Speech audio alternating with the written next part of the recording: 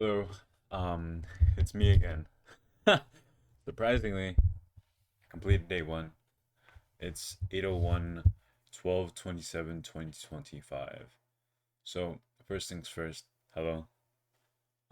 If you haven't seen my first video, just introducing the overall idea of this whole thing, I'm basically on a journey to become the best version of myself, just to see where that best version of myself really is or how I really am when I'm that said version of myself.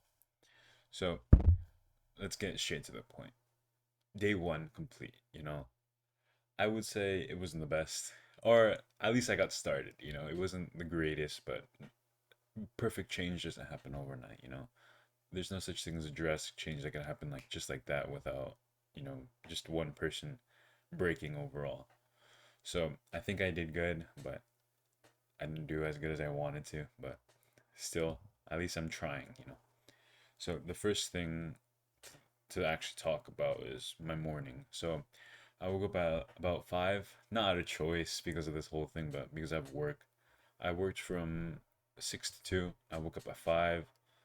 I did my morning routine. I worked out a little bit, and then I went to work, clocked in at 6, and then I worked for 8 hours, so 6 to 2.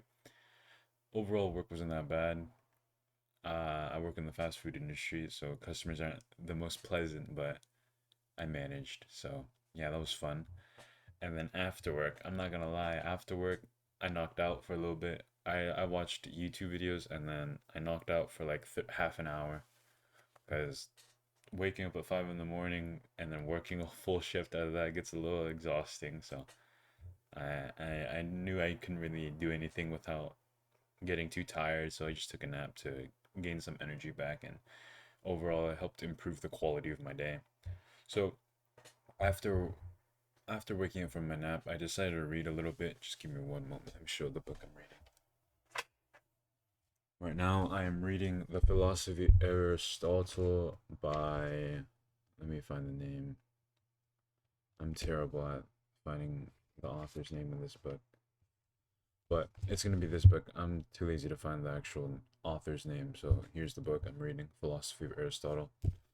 And I try not to keep track of the pages I'm reading just because I feel like gauging or just like hoping that or just like how do I say this, counting the amount of pages you're constantly reading that are like throw you off because like you're just hoping to get through that threshold of pages or that goal of like pages you want to read and then you're done with the book. But I try to like at least process what I'm reading so I'm not rushing.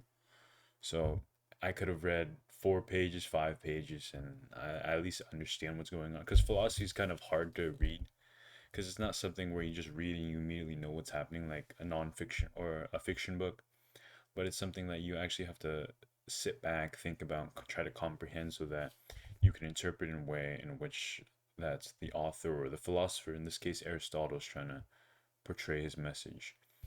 So yeah, overall I read that. And then a little bit after that, I looked into some arguments regarding logic.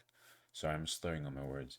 But the reason as to why I was looking into logic is because, as someone who plans on going into law school, I plan on taking the LSAT, and logical reasoning is a main part of it. So I at least plan on building somewhat of a foundation regarding my logical reasoning so that when I'm studying for the LSAT in the future, I at least have somewhat of an understanding of what I'm reading and what I'm really looking at. Obviously, it's not the LSAT or I'm really like reading or look practicing or studying, but like I said, I'm just looking to build a foundation. And then after that, I'm not gonna lie, I kind of just dozed off and I started watching YouTube for like an hour, and then I got back on track. As you guys can see, I have a guitar in the back.